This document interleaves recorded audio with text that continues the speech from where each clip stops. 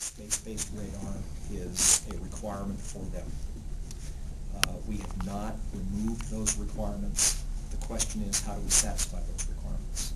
And therefore, we have been on a couple of different roads here, as I think all of you know. We have been on the road of trying to produce a space-based radar program. We have pulled away from that direction. We have been asked to go forth and look at what commercial has to offer, potentially as part of a tiered structure that would have a combination maybe of government and commercial and airborne kinds of radar things. I think that's what we've been asked to help explore, and so we are off doing that. I continue to believe that the need for a space-based radar system as part of an architecture of radar gives the warfighters what they've been asking us for in terms of 24/7 access at night, in the weather in particular, where EO has greater difficulties, obviously. So they tell us they need those kind of capabilities. They tell us they need to find moving targets, especially at strategic depth. And so we still think there are valid requirements here. And what we are going to continue to do, Amy, is walk our way down this road to see where the benefits might be, and in particular with commercial-like capabilities, and then we will go back up the tape and we will present what our findings are. Can I just ask a quick follow-up? The RIMPAC exercise, my understanding is that some of the commercial products actually supported the RIMPAC exercise.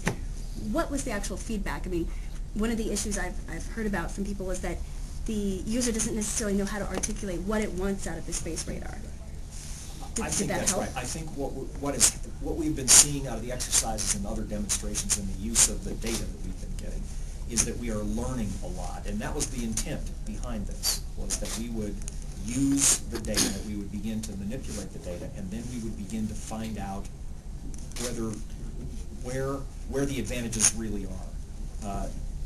None of the platforms that we've been using would give us what we had envisioned in the old space radar program in terms of the fidelity and in terms of the details, etc. But having said that, the commercial birds are quite capable, and I think we're discovering that, and we're discovering what we would do with that data. When that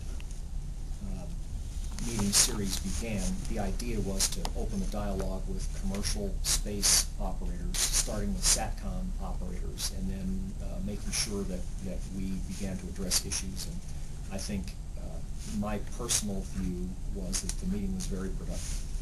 We talked about a lot of things there, to include the participation in the Commercial and Foreign Entities, or CFE program, the pilot program, which is really how we have been defining our relationship with commercial entities for collision avoidance purposes.